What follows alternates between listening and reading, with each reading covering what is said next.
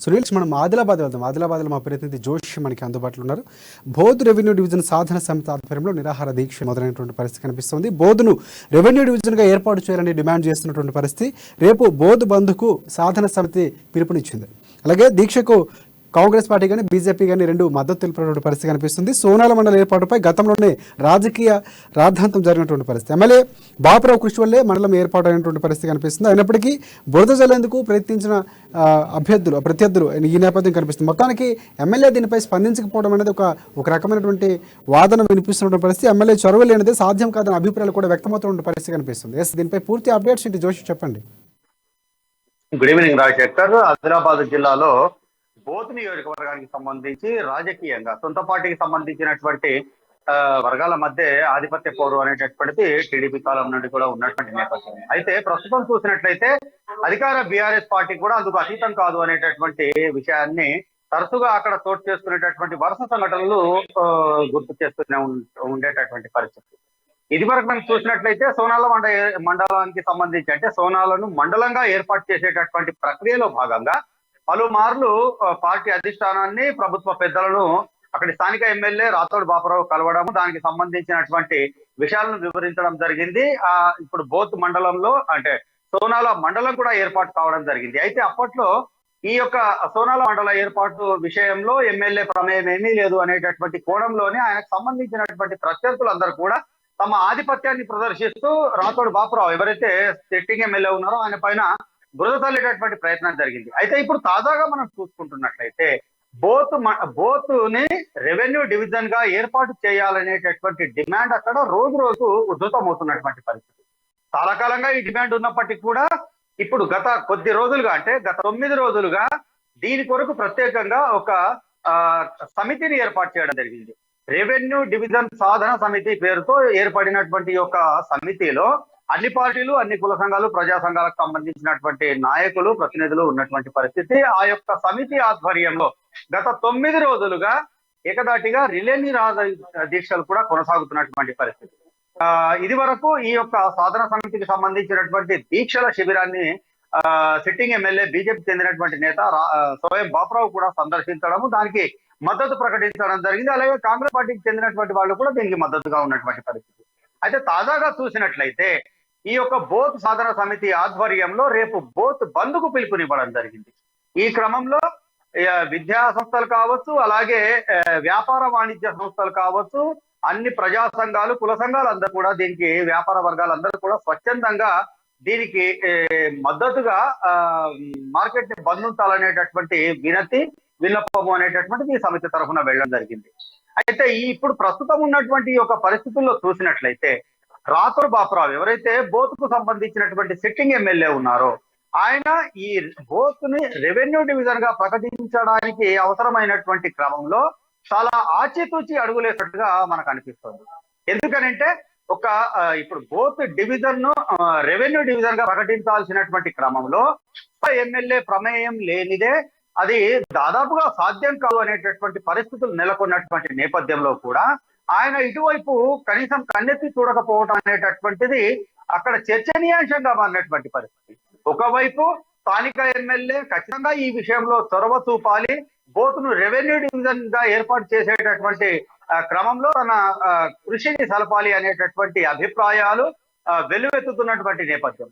అయితే కానీ ఈ సందర్భంగా మనం ఒకటి గుర్తు చేసుకోవాల్సింది ఏమి అంటే బోత్ ఎమ్మెల్యే ఇప్పటి వరకు ఈ విషయంలో ఎక్కడ కూడా నోరు మెదపనటువంటి పరిస్థితి. కానీ ఆయన కోణంలో ఆలోచించినట్లయితే ఇదివరకు ఏదైతే సోనాల మండల ఏర్పాటుకు సంబంధించినటువంటి విషయంలో ఆయన విశేషంగా కృషి చేసినప్పటికీ కూడా కేవలం రాజకీయ ఆధిపత్యం ధోరణిలో భాగంగానే ఆయనపై తాము పైచేయి సాధించేటటువంటి క్రమంలోనే ఆదిలాబాద్ ఎమ్మెల్యేగా ఉన్నటువంటి బీఆర్ఎస్ జిల్లా అధ్యక్షుడిగా ఉన్నటువంటి జోగు రామన్నకు అనుకూలంగా ఉండేటటువంటి రాథోడ్ బాపురావు వ్యతిరేక వర్గీయులందరూ కూడా దానికి సంబంధించినటువంటి సంబరాలు జరుపుకోవడము, అలాగే ఆనాడు అదే రోజున రాథోడ్ బాపురావు పైన కొన్ని అనుచిత విమర్శలు చేయడం కూడా జరిగింది. ఈ విషయాన్ని మనం అమ్మా న్యూస్ లో ప్రత్యక్షంగా మనం చూపించడం కూడా జరిగింది. అయితే ఇప్పుడు ప్రస్తుతం ఉన్నటువంటి పరిస్థితుల్ని చూసినట్లయితే గత అనుభవాల దృష్ట్యా రాథోడ్ బాపురావు స్వయంగా ఈ విషయంలో మిన్నకుంటున్నారు అనేటటువంటి అభిప్రాయం కొంత కలుగుతున్నటువంటి పరిస్థితి. ఎందుకంటే ఇప్పుడు గత్యంతరం లేదు. ఎమ్మెల్యే కనుక ఈ విషయంలో చొరవ చూపనట్లయితే ఎట్టి పరిస్థితుల్లో రెవెన్యూ డివిజన్ ఏర్పాటు అసాధ్యము అనేటటువంటి విషయము సర్వత్ర అభిప్రాయం బలపడినటువంటి నేపథ్యంలోనే ఇక తదుపరి రెవెన్యూ డివిజన్ ఏర్పాటు అయినప్పటికీ కూడా తన పైన ప్రత్యర్థులు ఎవరు బురద తల్లడానికి అవకాశం లేనటువంటి కోణంలోనే ఎమ్మెల్యే బాపురావు ఆచితూచి అడుగులేస్తున్నట్లుగా భావించేటటువంటి పరిస్థితులు నెలకొని ఉన్నాయి. అయితే క్రమంగా ఈ యొక్క డిమాండ్ పెరుగుతున్నటువంటి నేపథ్యం, మరోవైపు ఆందోళన కూడా కొంత ఉధృతం అవుతున్నటువంటి నేపథ్యం. రేపటి బంద్ పిలుపుతో ఇది కొంత రూపాంతరం చెంది ఉధృతం అవుతున్నట్టుగా మనకు భావించాల్సినటువంటి పరిస్థితులు కనిపిస్తున్నాయి. అయితే ఇటువంటి పరిస్థితుల్లో రాథోడ్ బాపురావు ఇంకా ఎంతకాలం ఈ విషయంలో తన మౌనం అలాగే కొనసాగిస్తారు, చివరి దశలో దీనికి ఆయన పాటు పడతారా అనేటటువంటి కొంత ఆసక్తికరంగా మారినటువంటి పరిస్థితి రాజశేఖర్. రైట్. అయితే ఏదైతే రాథోడ్ బాపురావు విషయంలో రెవెన్యూ సాధన సమితి ఏదైతే కొత్తగా ఏర్పడిందో మీరు సంప్రదించే ప్రయత్నం చేస్తారంటే రేపు బంద్కు సంబంధించినటువంటి అంశం అంటే ప్రధానంగా ఈ స్వచ్ఛంద సంస్థలు ఏవే పాల్గొనబోతున్నాయి, దీనికి సంబంధించిన అప్డేట్స్ ఏమైనా ఉన్నాయి? అంటే వాస్తవంగా ఇది ఎస్టీ రిజర్వ్డ్ నియోజకవర్గము. అలాగే బోత్ నియోజకవర్గానికి సంబంధించినటువంటి మనము స్వరూపం చూసినట్లయితే తాంసీ, తలబడుగు, భీంపూర్ మండలాలు పూర్తిగా ఆ నియోజకవర్గానికి కొంత దూరంగా ఉండేటటువంటి భౌగోళిక పరిస్థితులు. అంటే ఆ మండలాలకు వెళ్లాల్సినటువంటి పరిస్థితుల్లో అతి కష్టం పైన మాత్రమే రోడ్డు మార్గంలో వెళ్ళొచ్చు, లేదా ఆదిలాబాద్ జిల్లా కేంద్రం మీదుగా మాత్రమే ఆ 3 మండలాలకు చేరుకునేటటువంటి పరిస్థితి. ఇక మరోవైపు చూసినట్లయితే నేరడిగొండ, ఇచోడ, గుడిహత్నూర్ ఇవన్నీ కూడా జాతీయ రహదారి 44వ జాతీయ రహదారికి అనుకుని ఉండేటటువంటి మండలాలు. నియోజకవర్గ కేంద్రానికి సమీపంలో కేవలం బదారత్నూరు, ఇటీవల ఏర్పడినటువంటి సోనాల మండలాలు మాత్రమే ఆ చుట్టుపక్కల ప్రాంతాల్లో ఉండేటటువంటి పరిస్థితులు ఉంటాయి.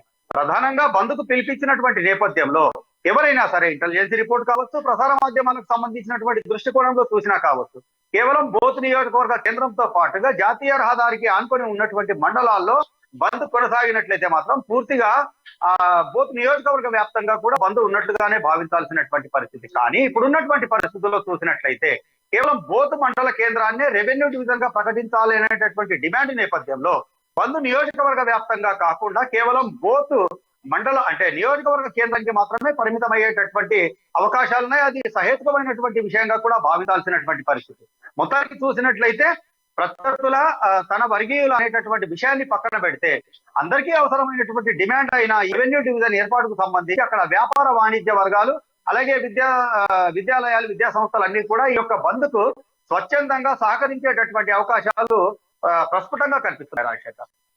రైట్. అలాగే కాంగ్రెస్ పార్టీ, బీజేపీ రెండు కూడా దీక్షకు మద్దతు తెలిపినటువంటి పరిస్థితి కనిపిస్తుంది. రేపు బంద్లో వారు పాల్గొనే అవకాశం ఉందా? ఖచ్చితంగా రేపు బంద్ లో ఇటు కాంగ్రెస్ పార్టీకి సంబంధించినటువంటి నాయకులు, అటు బీజేపీకి సంబంధించినటువంటి శ్రేణులు కూడా ఈ యొక్క బంద్ లో పాల్గొనేటటువంటి అవకాశాలు ఉన్నాయి. అలాగే అధికార బీఆర్ఎస్ పార్టీకి సంబంధించినటువంటి వాళ్ళు కూడా ఈ యొక్క బంద్ లో పాల్గొనేటటువంటి అవకాశాలు క్లియర్ గా ఉన్నాయి. అయితే కేవలం తాను ఎమ్మెల్యే తాను వ్యక్తిగతంగా మాత్రమే ఈ యొక్క అంశానికి అంటే వ్యూహాత్మకంగా దూరంగా ఉంటున్నట్టుగా మనం భావించాల్సినటువంటి పరిస్థితులు ఉన్నాయి. అంటే చివరి దశలో తన కృషి వల్లే ఇది ఏర్పడింది అనేటటువంటి స్పష్టమైనటువంటి విషయం కొరకు మాత్రమే ఆయన మౌనం దాల్చినట్లుగా మనం భావించాల్సినటువంటి పరిస్థితి. ఏదేమైనప్పటికీ కూడా రేపటి బంద్ సక్సెస్ అయ్యేటటువంటి అవకాశాలు క్లియర్ గా కనిపిస్తున్నాయి రాజశేఖర్.